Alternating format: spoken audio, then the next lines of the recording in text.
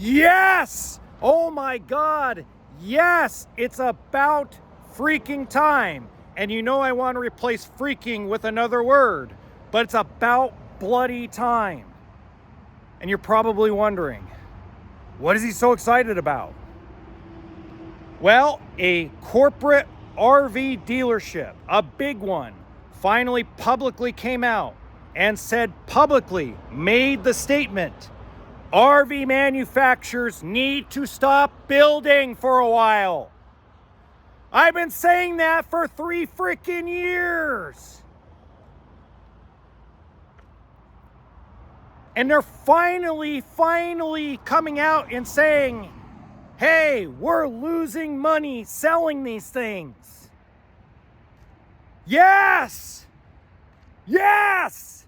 Oh my God, I've been saying that for 3 freaking years.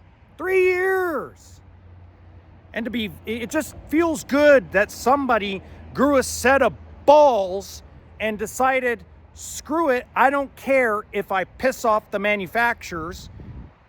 The truth needs to be said. We are liquidating inventory. Liquidating, guys, means they are losing money.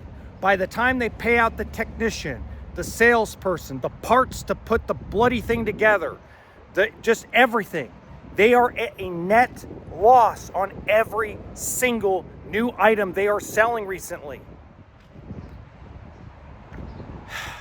Thank God, because that means that possibly we might get Camping World and Blue Compass and others to speak out as well. Look, I'm not anti-manufacturer. I'm not. As you guys know, I'm more of the middle ground, but I have been saying that the best thing for the RV industry right now is for the manufacturers to shut down production until after the winter and let the dealerships get through the inventory. Yeah, I know. That means you're not going to make your bonuses. That means you're not going to make very much money. That means you're going to furlough workers. You're going to pay unemployment. But if you don't do it, you're just kicking the bloody can down the road.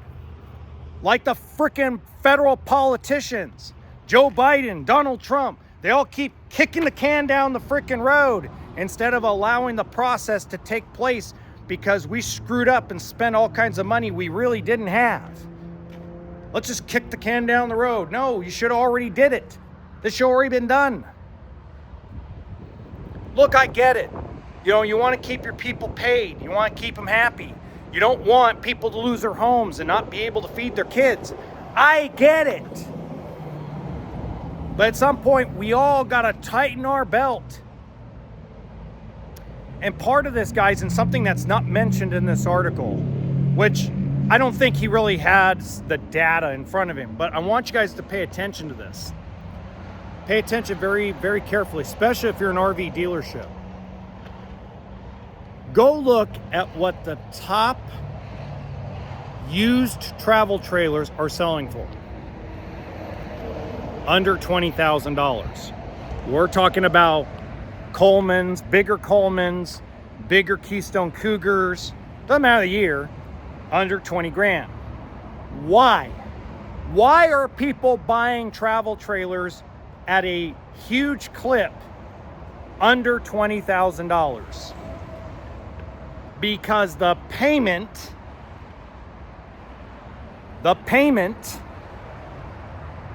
is less than $300 guaranteed, and most people don't need to come up with a lot of money down with the way credit unions are borrowing and lending.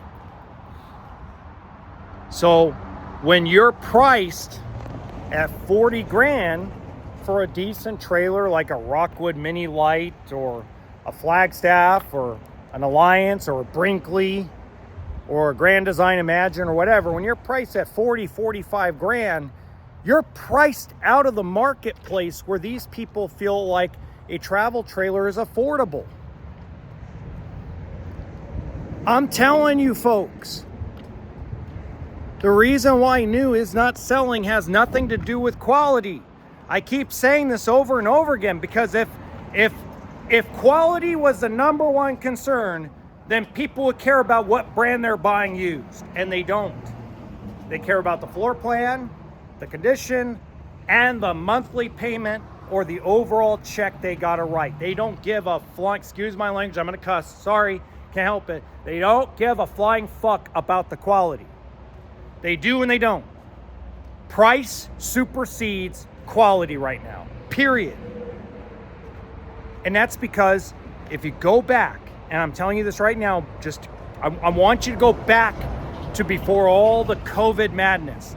Let's go back to before COVID. Let's go back to 2018. It was not that long ago.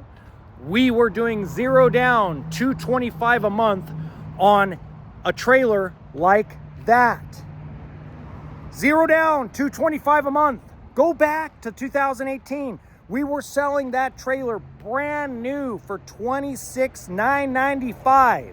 Now, it didn't have all the solar and it didn't have the electric jacks, but we were selling that unit with an air conditioner, furnace, 4 stabilizers, and a propane electric refrigerator for $26,995. Zero down, 180 months, 5.99. Came out to like $225 a month plus tax. You're like, wow, that makes a lot of sense. And I'm like, yeah, so no wonder they're buying used, right? No wonder they're buying used because it's the same, excuse my language again, the same fucking payment as it was brand new in 2018. These folks are not hard to understand. It is a recreational vehicle. It is not a permanent residence. It is not a car that they need to go to work. It is not a house that they need to live in. It is a recreational vehicle for 99% of the RV community. Less than 1% of the total RV community lives in their unit full time. Now it's millions of people, but that's millions of people that have gathered over the last 15, 18 years plus. It didn't grow to 10 million or 15 million people overnight. That's not the way it works. I'm part of the 1% of people that live in a coach. It is what it is. It's not permanent housing. There's a lot of people that buy them to put them on land to build their house. That's not a permanent residence. That's a temporary shack. So the RV manufacturers need to go back to the drawing board and realize that campers and trailers and motorhomes have a price that consumers are willing to pay. And by the way, for almost 9 out of 10 consumers, the monthly payment is the number one concern. Because if they can't afford the monthly payment and go camping, then they're not going to buy it. You could tell every single consumer that I'm going to lose $5,000 to sell that trailer. But if it's $50 more a month than they're willing to pay, they're not going to buy it. No matter how good of a deal it is. If you told every consumer today you could buy the Brinkley Z3100 for $25,000 back of dealer invoice, but the payment was $200 more a month than they could afford, they'd go shop for something cheaper. Yes! I love it. Until next time, RV always stands for toolkit and sense of humor.